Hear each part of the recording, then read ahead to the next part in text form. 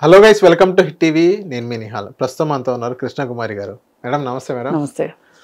Madam మనం చూస్తున్నాం, నిన్న ఈవినింగ్ నుంచి ప్రసాద్ బెహ్రా అని అరెస్ట్ చేయడం జరిగింది.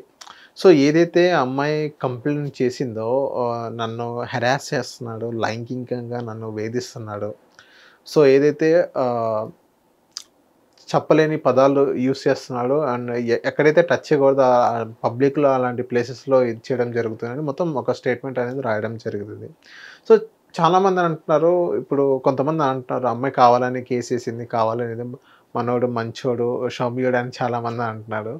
సో మీరు చెప్పండి మేడం, అసలు ఏం జరుగుతుంది ఈ సమాజంలో? ఇంకోటి ఏంటంటే రిమాండ్ అనేది 14 days రిమాండ్ అనేది విధించడం జరిగింది. సో రిమాండ్ పర్వం అనేది గతంలో 2-3 కేసెస్ చూసాం ఇదే ఇండస్ట్రీ నుంచి, అండ్ ఇప్పుడు చూస్తున్నాం, అండ్ ఫ్యూచర్లో కూడా ఇంకా పెరుగుతాయని అనుకోవచ్చు. ఎందుకంటే ఇప్పుడు సమాజం అలా ఉంది, బాయ్స్ అయినా కానీ గర్ల్స్ అయినా కానీ సమాజం అలా ఉంది. ఇప్పుడు గర్ల్స్కి ఏదైనా ఇబ్బంది అయితే వాళ్ళే ముందుకు వచ్చి స్వచ్ఛందంగా ఇప్పుడున్న ఏదైతే సిస్టమ్ని వాళ్ళ మీద నమ్మకం ఉంచి ముందుకు వచ్చి ధైర్యంగా కేసు పెట్టడం జరుగుతుంది. ఇప్పుడు ఏదైతే ప్రసాద్ బెహ్రా గురించి ఇన్సిడెంట్ అయిన తర్వాత మీకేమనిపిస్తుంది మేడం? ఇప్పుడు ఇందాక ఎవరో మంచివాడు సౌమ్యుడు అని అన్నారు అని మీరు అంటున్నారు కదా, ఆ ఎవరో కానీ ఇప్పుడు కొంతమందిని పరిచయం చేస్తూ పోయినసారి ఎన్నికల్లో జగన్మోహన్ రెడ్డి కూడా మంచివాడు సౌమ్యుడు, ఆర్థిక పరిస్థితి కూడా అంతంత మాత్రం అని పరిచయం చేసినట్లుంది ఇది. చూస్తేనే రౌడీ మొహాలని తెలిసిపోతుంటాయి, చూస్తేనే బాగా డబ్బులు ఉన్నోళ్ళు అని తెలిసిపోతుంటాయి, వాళ్ళకి మంచివాళ్ళు సౌమ్యులు ఆర్థిక పరిస్థితి అంతంత మాత్రం అని చెప్పాడు కదా. ఇక్కడ అదే అప్లై చేసుకుంటే మనకి ఈ ప్రసాద్ బెహ్రా అనే అతను గురించి పుంఖాలుగా చెప్తున్నారు. ఎవరిని కదిలిచ్చినా సరే. భార్య కూడా ఇతన్ని భరించలేక విడాకులు ఇచ్చేసేసి వెళ్ళిపోయింది భార్య. ఇప్పుడు ఇలాంటి విపరీత మనస్తత్వం ఉన్నవాళ్ళు వాళ్ళు ఆడవాళ్ళనైనా మగవాళ్ళనైనా కించపరిచేటట్లు మాట్లాడడం, కించపరిచే చేష్టలు చేయటం చేస్తారు. అది అతని మనస్తత్వ లోపంగా నేను అనుకుంటున్నా. అలా అని అతన్ని చేసిన తప్పు నుంచి బయటేయడం కాదు. మనస్తత్వం ఏంటి అంటే కొంతమందికి ఒక గ్రాండ్యూర్ మెంటాలిటీ ఉంటుంది. ఏంటి అంటే నేను గ్రేప్ట్, నేను తోపు అంటారు, తోపు తురుము అంటారు చూసారా, అలా ఉండి నేను ఏమన్నా చెల్లుబాటు అవుతుంది, నేను ఏం చేసినా నడుస్తుంది, ఎందుకంటే నేను గొప్పవాడిని కాబట్టి. నా అవసరం ఆ ప్లేస్లో, ఇప్పుడు ఒక ఆఫీస్లో ఉద్యోగం చేస్తున్నాడు, నేను ఎట్లా చేసినా నడుస్తుంది, నేను ఏం చేసినా నడుస్తుంది, నా అవసరం ఉంది ఇక్కడ, అందుకే నన్ను భరిస్తున్నారు వాళ్ళు, నాతో వాళ్ళు హ్యాపీగా ఉన్నారనుకుంటున్నాడు అతను. ఇప్పుడు అతను చూసేది ఏంటంటే తను ఎవరినైతే ఏడిపిస్తాడో ఎవరినైతే మాట్లాంటాడో వాళ్ళు డెసిషన్ మేకర్స్ కాదు ఆ ఆఫీస్లో. డెసిషన్ మేకర్స్ ఎవరు? ఓనర్స్ని అనడం. మళ్ళీ ఇట్లాంటి వాళ్ళు అందితే జుట్టు అందకపోతే కాళ్ళు అనమాట. ఇప్పుడు ఎవరైతే డెసిషన్ మేకింగ్ ఉంటుందో, ఎవరైతే ఓనర్స్ ఉంటారో అట్లాంటి వాళ్ళ జోలికి వెళ్ళడెత్తను. వాళ్ళ దగ్గర మళ్ళీ పిల్లిలానే ఉంటాడు. ఎవరైతే తనతో సమానంగా పనిచేసే వాళ్ళు ఉంటారో, తన సమవయస్కులు కావచ్చు, లేకపోతే తన అథారిటీని ఒప్పుకోకపోయినా కానీ భరించాల్సి రావటం అనేది ఒకటి ఉంటుంది ఆఫీసుల్లో. అంటే వాడి వల్ల మనీ జనరేట్ అవుతుందన్నా? అని కాదు. ఇప్పుడు ఇతను పై వాళ్ళ దగ్గర ఒక మంచి ఇంప్రెషన్ కొట్టేస్తాడు, వాళ్ళని పొగడటము, లేకపోతే బాగా పనిచేసినట్టు నటించటమో, బాగా పనిచేయటమో నిజంగానే ఇతని వల్ల మేనేజ్మెంట్కి లాభం ఉంటుంది. అయితే వీడేం చేస్తాడు, మేనేజ్మెంట్ ఎట్లాగో నన్ను ఏం అంది కాబట్టి కింద వాళ్ళందరితోటి, తనతో పనిచేసే వాళ్ళందరితోటి వెకిల్ వేషాలు వేస్తాడు. ఒక ఆడవాళ్ళైతే వెకిల్ వేషాలు వేయటం, మగవాళ్ళనైతే కించపరచటం, ఇట్లా రకరకాల యాక్టివిటీస్ చేస్తూ ఉంటాడు. ఇప్పుడు వీళ్ళందరూ వెళ్ళి అక్కడికి వెళ్ళి కంప్లైంట్ చేయాలంటే ఏం ఆలోచిస్తారంటే, మోయినంటే అక్కడ బాగానే ఉంది కదా వాళ్ళకి, మనం చెప్పినా కానీ మన మీద చర్య తీసుకుంటారా అతని మీద చర్య తీసుకుంటారా అన్నప్పుడు ఇతను ఏమి ఇస్తాడు అంటే, ఇక్కడ వీళ్ళందరి ముందు నేను అక్కడ చాలా తోపు, నాకు బాగా నడుస్తుంది అక్కడ లోపల రూమ్లో అని చెప్పుకుంటాడు కదా. అందుకని వీళ్ళు ఇంకా కిమ్మనలేరు అనమాట. వీళ్ళైతే ఇంకా ఆఫీస్ మానేసి వేరే ఆఫీస్కి వెళ్తారు. వీడు ఇట్లా రాజ్యం చేస్తూ ఉంటాడనమాట. ఇలాంటి మనస్తత్వం ఉన్న వాళ్ళ పక్కన భార్య కాదు కదా, పిల్లలు కాదు కదా, సహోద్యోగులు కావచ్చు, వాళ్ళల్లో ఆడవాళ్ళు కావచ్చు, మగవాళ్ళు కావచ్చు, ఎవరు తట్టుకోలేరు, ఎవరు ఉండలేరు అసలు.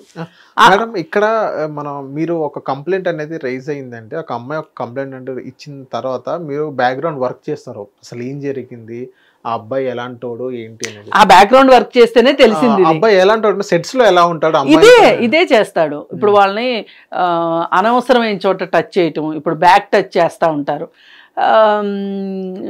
బ్యాక్ టచ్ ఎందుకు చేయాలి అసలు? అమ్మాయిలకి షేక్ హ్యాండ్ ఇస్తారు, అంతవరకే. లేదు అంటే మరీ చాలా, ఒకవేళ ఏదన్నా కొంచెం ఇంటిమసీ ఉంటే భుజం మీద చేయేస్తారు, అంతవరకే. కానీ అంతకు మించి నువ్వు వాళ్ళకి ఇష్టమా అయిష్టమా అని చూసుకోకుండా నువ్వు ప్రవర్తిస్తున్నావు అంటే కరెక్ట్ కాదు కదా. ఇప్పుడు మేము కూడా అవేర్నెస్ ప్రోగ్రామ్స్కి వెళ్ళినప్పుడు మేము ఏం చెప్తుంటామంటే అబ్బాయిలకి, మీరు ఒక అమ్మాయికి ఎన్నిసార్లైనా ఐ లవ్ యూ చెప్పండి పర్లేదు, ఐ లవ్ యూ చేయడం తప్పు కాదు. కానీ ఆ అమ్మాయి ఒక్కసారి నో అందే అంటే ఇంక మీరు మళ్ళీ అమ్మాయి జోలికి వెళ్ళటానికి వీల్లేదు. అంతే. నో మీన్స్ నో, అంతే. ఇది ఈ నో మీన్స్ నో అన్నది ఎక్కడి నుంచి వచ్చిందంటే నిర్భయ చట్టం అప్పటి నుంచి ఎక్కువగా మాట్లాడుతున్నాం దీన్ని. ఒక అమ్మాయి వద్దు అంది, ముద్దుకు వద్దందా, స్నేహానికి వద్దందా, దేనికి వద్దంది, దేనికి వద్దన్నా నో మీన్స్ నో. ఆ నో మీన్స్ నో అన్నప్పుడు నీకు బుద్ధి జ్ఞానం ఉండాలి కదా. ఒక అమ్మాయితో ఎలా ప్రవర్తించాలి, ఒక అబ్బాయితో ఎలా ప్రవర్తించాలి అనే బుద్ధి జ్ఞానం అక్కర్లేదా నీకు? పోయినసారి ఇంతకు ముందు ఒక ఎపిసోడ్లో పనిచేసినప్పుడు వీడు ఆ అమ్మాయితో ప్రవర్తించిన తీరుకి నేను ఇతనితో చెయ్యను అని, అది ఆ వర్క్ కంప్లీట్ చేసి నేను చెయ్యను అని చెప్పి కూర్చుంది ఆ అమ్మాయి. అప్పుడు ఆ అమ్మాయి దగ్గరికి వెళ్ళి ఇంకొకసారి రిపీట్ అవ్వదు, అది కాదు ఇది కాదు అదని ఇదని ఫాల్స్ ప్రామిసెస్ చేసి పై వాళ్ళతో ఒప్పించి వాళ్ళందరి దగ్గర మాట తీసుకుని అప్పుడు ఈ అమ్మాయి మళ్ళీ యాక్ట్ చేయటం మొదలెట్టింది. మళ్ళీ అదే విధానం. ఇప్పుడు మొన్న రీసెంట్గా జరిగినది ఏంటి అంటే, వర్క్ అయిపోయింది, షూట్ గ్యాప్లో అందరూ కూర్చొని ఉన్నారు, వాళ్ళందరూ ముందు ఆ అమ్మాయితోటి మిస్బిహేవ్ చేస్తే ఆ అమ్మాయి లాగిపెట్టి ఒకటి పీకింది. అప్పుడు వీడు మిస్బిహేవ్ చేసే టైంలో, ఈ అమ్మాయి ఫీల్ అవుతున్న టైంలో అక్కడున్న వాళ్ళందరూ నవ్వుతూ ఉన్నారంట, అతను వారించాల్సింది పోయి. అదే ఇప్పుడు ఆ ప్లేస్లో గనక ఆ నవ్విన వీడి సంగతి కాసేపు పక్కన పెడదాం, వీడికి ఎలాగో గ్రాండ్ పనిష్మెంట్ ఉంటుంది, వాళ్ళ చెల్లిలో వాళ్ళ అమ్మో వాళ్ళ ఫ్యామిలీ మెంబర్స్ ఎవరైనా లేడీస్ తోటి ఎవరన్నా ఒక అతను అలా ప్రవర్తిస్తే వాళ్ళు ఇలాగే నవ్వుతారా? కొడతారు కదా. అసలు వాళ్ళు చెయ్యాలి ఆ పని, కానీ చెయ్యరు. ఎందుకు? వీడికి ఆఫీస్లో ఇంతమందం పరపతి ఉంది మేడం. అక్కడ ఒక సెట్స్లో ఇలా చేసిన తర్వాత సెట్స్లో అదైతే పై అధికారులు, ఆ పర్టికులర్ ఓనర్స్ కానీ మేనేజర్స్ కానీ అక్కడ ఈ సిచ్యువేషన్ జరిగిందని తెలిసింది కదా, తెలిసినా కానీ వీడి మీద ఎటువంటి యాక్షన్ తీసుకునే పరిస్థితి లేదంటారా? ఇప్పుడు అక్కడ ఇతను ఒక స్థానాన్ని సుస్థిరపరుచుకుంటాడు, తన అవసరం ఉంది అని చెప్పి చూపించుకుంటాడు. ఆ చూపించుకున్నప్పుడు వాళ్ళు ఏంటి అంటే వీళ్ళు కంప్లైంట్ దాకానే వెళ్ళరు. ఒకవేళ అదవా వెళ్ళినా కానీ ఏదో తిట్టి సర్లేమ్మా మేము చూసుకుంటాంలే అంటారు. ఈ ఆడపిల్లలకు వచ్చేసరికి ప్రాబ్లం ఏమవుతుంది అంటే వాళ్ళకి జీవనాధారం అవుతుంది. కొంతమందికి ఫ్యాషన్ కావచ్చు, కొంతమందికి అది ఒక ఇష్టం కావచ్చు, కానీ చాలామందికి ఈ ఫీల్డ్లోకి వచ్చే అమ్మాయిలకి జీవనాధారం అవుతుంది. ఇప్పుడు నువ్వు ఈ అమ్మాయి ఇక్కడ పని మానేసేసి వచ్చేసింది అనగానే, అంటే మధ్యలో వదిలేసింది అనగానే వితిన్ అవర్స్లో ఇండస్ట్రీ మొత్తం పాకిపోతుంది. She is trouble maker. ఈ అమ్మాయి ప్రతిదానికి పేచీలు పెడుతుంది, కాస్ట్యూమ్స్ దగ్గర పేచీలు పెడుతుంది, పక్క వాళ్ళు ఇంటర్ఫియర్ అయ్యారని పేచీలు పెడుతుంది, వాళ్ళెవరో నవ్వారని పేచీలు పెడుతుంది, వీళ్ళెవరో మాట అన్నారని పేచీలు పెడుతుంది, రెమ్యునరేషన్ దగ్గర పేచీలు పెడుతుంది. అలాగే ఇలా ఒకటి జరిగితే 5 కలిపి, అంటే ఒక్కొక్క మనిషి దగ్గర నుంచి ఇంకొక మనిషికి వెళ్ళేటప్పుడు ఇంకోటి యాడ్ అయిపోయి వెళ్తాయి. ఇంకా అమ్మాయి కంప్లీట్గా ఇండస్ట్రీలో పోతుంది, కనుమరుగైపోతుంది. అందుకని ఏం చేస్తారు అంటే వీలున్నంత వరకు భరిద్దాం అనుకుంటారు. అందుకే మాలాంటి వాళ్ళు ఏం చెప్తున్నారంటే ఏ ఆఫీస్లో అయినా సరే 15 మంది ఎంప్లాయీస్ ఉన్న దగ్గర 15 మంది ఉంటే చాలు, ఒక కమిటీ వేయమని చెప్తున్నాం. ఈ కమిటీ వేస్తే ఇంటర్నల్ కంప్లైంట్ కమిటీ అంటారు దీన్ని. ఈ ఇంటర్నల్ కంప్లైంట్ కమిటీలో అవుట్ సైడర్స్ ఒకళ్ళిద్దరు ఉంటారు, ఆఫీస్ వాళ్ళు ఉంటారు. ఇప్పుడు ఈ అమ్మాయికి ఇలా జరిగితే ఈ అమ్మాయి వెళ్ళి కంప్లైంట్ చేయాలి. వాళ్ళ దగ్గరికి వెళ్ళి చెప్పుకుంది అనుకోండి, వాళ్ళు ఈ అమ్మాయిని కాస్త అనునయించి ఓదార్చి అతన్ని పిలిచి మాట్లాడి ఈ మాట్లాడిన విషయాన్ని పై వాళ్ళకే చెప్తారు. అతను చేశాడు అంటే ఇప్పుడు ఈ అమ్మాయి ఒట్టిగా చెప్పేది కదా, కంప్లైంట్ అంటూ ఒట్టిగా చెప్పదు కదా, ఏవో ఆధారాలు దొరుకుతాయి కదా. ఇప్పుడు అతన్ని ఇన్వెస్టిగేషన్ చేసినప్పుడు దొరుకుతాడు అతను. ఎవ్వరు దొరకకుండా మేము చేయగలము అనేది ఉండదు, ఎక్కడో ఓ చోట దొరుకుతాడు కాసేపు మాట్లాడితే. దొరికినప్పుడు కంప్లైంట్ చేస్తే ఈ కమిటీ సిఫారసుని ఆఫీస్ వాళ్ళు ఓకే చెయ్యాలి. అసలు ఇప్పుడు మనం ఇంత ప్రాసెస్ మాట్లాడుకున్నాం కదా, అసలు కమిటీయే లేకపోతే ఎవరికి చెప్పుకుంటారు? ఎవరికి చెప్పుకోలేరు. అందుకే ఆ కమిటీలు వెయ్యండి అని చెప్తాం. సినిమా ఇండస్ట్రీ కూడా ఆ కమిటీలు వెయ్యండి, పాష్ కమిటీలు వెయ్యండి అని చెప్తుంది. అందు గురించే అవి వేస్తే ఏమవుతుంది అంటే అక్కడ ఒక కమిటీ ఉంది అంటే చెయ్యాలనుకునేవాడు కూడా కొంచెం ఆలోచిస్తాడు. అవును. ఈ అమ్మాయిలు కూడా ఎవరన్నా చేస్తే కూడా వెళ్ళి చెప్పుకోవడానికి మనకు ఒక ప్లాట్ఫామ్ ఉంది, మనల్ని ఓదార్చే వాళ్ళు ఉన్నారు అనేది ఉంటుంది. ఇది ఇప్పుడు ఈ మీడియా రంగంలో ఇప్పుడు గవర్నమెంట్ ఆఫీసులు కావచ్చు, ప్రైవేట్ ఆఫీసులు కావచ్చు, చాలా చోట ఇంటర్నల్ కంప్లైంట్ కమిటీలు ఉన్నాయి. 1000 మహానుభావులు కూడా ఉన్నారు, అది వేరే విషయం. ఇప్పుడు మీరు ఏదైనా ఒక గవర్నమెంట్ ఆఫీస్కి వెళ్ళండి, అక్కడ ఒక బోర్డు ఉంటుంది. ఆ బోర్డు మీద ఈ ఇంటర్నల్ కంప్లైంట్ కమిటీ మెంబర్స్ యొక్క ఫోన్ నెంబర్లు ఉంటాయి, రాసి ఉంటాయి. అందరికీ కనిపించేటట్లు ఉండాలి, పెట్టాలి, బోర్డు పెట్టాలి. పెడితే ఒకవేళ ఇన్ కేసు అబ్బాయి లేదన్నా హెరాస్ చేస్తే కూడా చెప్పొచ్చు వెళ్ళి. అంటే అబ్బాయిలకి ఎలా ఉంటుందంటే మేము మగ మహారాజులు, మమ్మల్ని ఒకళ్ళు ఏమన్నా అనే సాహసం చేస్తారా అని అలాంటి అవకాశం ఉన్నా చెప్పుకుని చావరు వీళ్ళు. మేడం ఇక్కడ మనం చూసుకున్నట్లయితే దీని మీద గవర్నమెంట్ కూడా ఎలాంటి యాక్షన్స్ తీసుకోవాలని అంటారు మేడం? అంటే ఇప్పుడు ఏదైతే ఇండస్ట్రీ పరంగానే ఇండస్ట్రీ పరంగా ఇప్పుడు గట్టిగా జరుగుతుంది. ఇప్పుడు ఒకటేనండి, ఇప్పుడు ఆ అమ్మాయి క్లియర్గా ఏం రాసిందంటే నన్ను ఇన్అప్రోప్రియేట్ టచెస్ చేస్తున్నాడు అంది ఆ అమ్మాయి. అది ఆ అమ్మాయి వైపు నుంచి చాలా చాలా సీరియస్ ఎలిగేషను. అలాగే బూతులు మాట్లాడుతున్నాడు, అవును, ఫిల్తీ లాంగ్వేజ్ యూజ్ చేస్తున్నాడు. ఈ చేసినప్పుడు ఏం చేస్తాడు అంటే నలుగురు ఉన్నప్పుడు అనేసేసి చూసారా నేను ఎంత గ్రేటో అని కాలు ఎగరేయటం, నా మాట ఎట్లా చెల్లుబాటు అవుతుందో చూడండి, నేనేం చేసినా వీళ్ళు కుక్కిని పెళ్ళిలో పడి ఉంటారు అనేది. ఇప్పుడు అదే టైంలో వీళ్ళు ఈ కూర్చున్న వాళ్ళు కిసుక్కుని నవ్వుతారు. నవ్వితే ఈ అమ్మాయికి ఎంత ఆవేదన ఉంటుంది. ఆ ఆవేదనతోనే ఒకటి పీకి నేను కంప్లైంట్ చేస్తాను అంటే అక్కడ కూడా నేను ఇప్పుడు యూజ్ చేయలేను ఆ మాటలు. కంప్లైంట్ కాపీలో ఉన్నాయి ఆ మాటలు, రాసింది నేను చదివాను.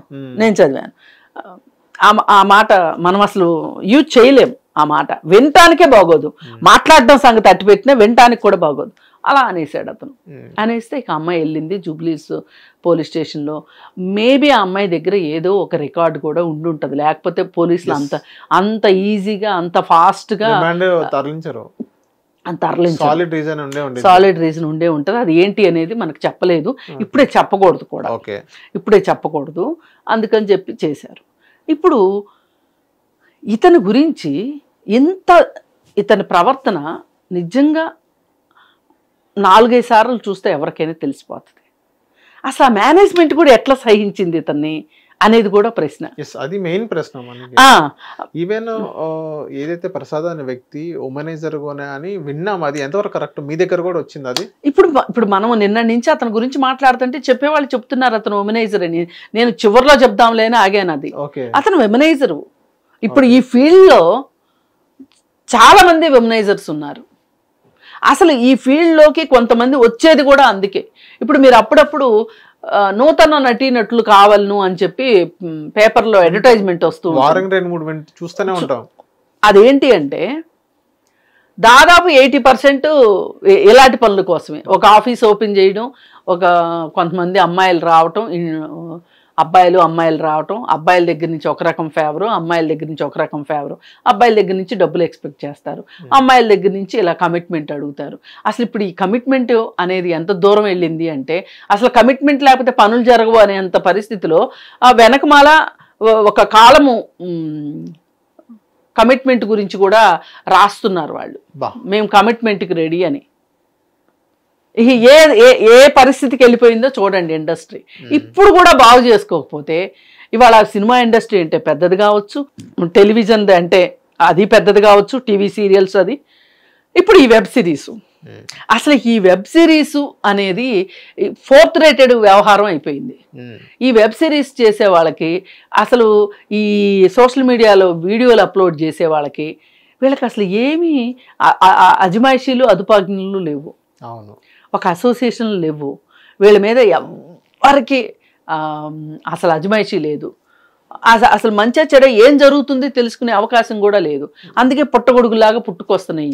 వాళ్ళ ఇష్టారాజ్యం అయిపోయింది. ఆ ఎంప్లాయీస్తో వాళ్ళు ప్రవర్తించే తీరు, పైగా డబ్బులు ఎగ్గొట్టడం ఎంప్లాయీస్కి, అది అబ్బాయిలకు కావచ్చు అమ్మాయిలకు కావచ్చు. కొన్ని యూట్యూబ్ ఛానల్స్ కూడా వింటున్నాం మనం. ఆల్ ఆఫ్ ఎ సడన్ ఎత్తేస్తారు, శాలరీలు లేవు వాళ్ళకి. ఇక వాళ్ళు వీళ్ళ చుట్టూ శాలరీల కోసమే తిరుగుతారా, తిండి కోసం ఇంకొక ఆఫీస్లో వెళ్ళి పని చేసుకుంటున్నారు. వీళ్ళకి జీతాలు మిగిలిపోతున్నాయి చక్కగా. అవును, అందుకని అసలు ఈ ఏరియాలో ఒక అసోసియేషన్ కావాల్సిన అవసరం ఉంది. ఓకే, పోనీ ప్రతి ఆఫీస్కి విడివిడిగా లేకపోయినా కానీ ఈ మొత్తానికి కలిపి ఒక ఆఫీస్ అయినా ఉన్నా, అంటే ఒక ప్లాట్ఫామ్ ఉంటే కనీసం వచ్చి చెప్పుకుంటారు అమ్మాయిలు వాళ్ళకున్న ఇబ్బందులు. అబ్బాయిలు కూడా చెప్పుకోవచ్చు. అబ్బాయిలు ఏం చెప్పుకుంటారు, జీతం ఇవ్వలేదనో, లేకపోతే ఇంకోటో మమ్మల్ని హెరాస్ చేస్తున్నారనో, మాకు చెప్పిన ప్రకారం మాకు పని ఇవ్వట్లేదనో చెప్పుకుంటారు. కానీ అవి లేకపోవటం వల్ల విచ్చలవిడిగా ఇష్టారాజ్యంగా ఇలాంటి వెధవలకేమో వీళ్ళ వల్ల లాభం జరుగుతుంది కదా, వీళ్ళ వల్ల డబ్బులు వస్తున్నాయి కదా అని ఇట్లాంటి వాళ్ళని కక్కుర్తి వేషాలనేమో వాళ్ళు చూసి చూడనట్టు పోతున్నారు.